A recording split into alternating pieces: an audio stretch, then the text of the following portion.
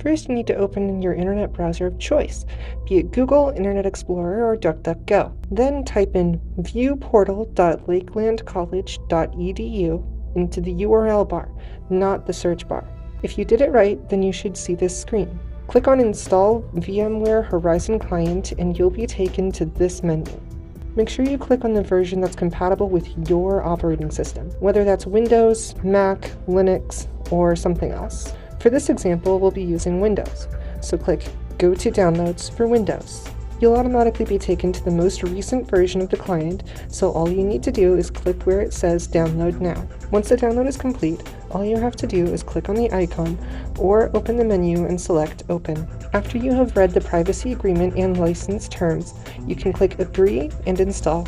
After the client has finished installing, you need to click the button that says Finish, and you'll need to restart your laptop or desktop computer. Once your computer has restarted successfully, the Horizon client should have added a shortcut to your home screen, which you can use by clicking twice in rapid succession or clicking once and then hitting the Enter key. When you use the shortcut, it will automatically open the Horizon client. When the client is open, you will need to type in viewportal.lakelandcollege.edu.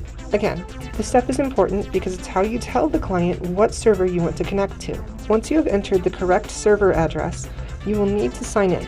Your username will be the same username for Canvas and the Laker Hub. It should be your first initial, followed by your last name, and there may or may not be a 4-digit number attached at the end, like you see here. Your password will be different than the password you use for Canvas and the Laker Hub, but it is the same password you use for all computers you find on campus. You'll also need to make sure that you select the option that says Student in the drop-down menu under the password field, and then you can log in. Once you have successfully connected, you just need to select which virtual machine you want to access. Most students will only have one option, but some virtual machines have access to more programs like the Adobe Lab for students taking video production, Photoshop, Illustrator, or several other classes that would require access to those programs. Once you have selected your virtual machine and connected to it, you will have access to all of the programs on your VM.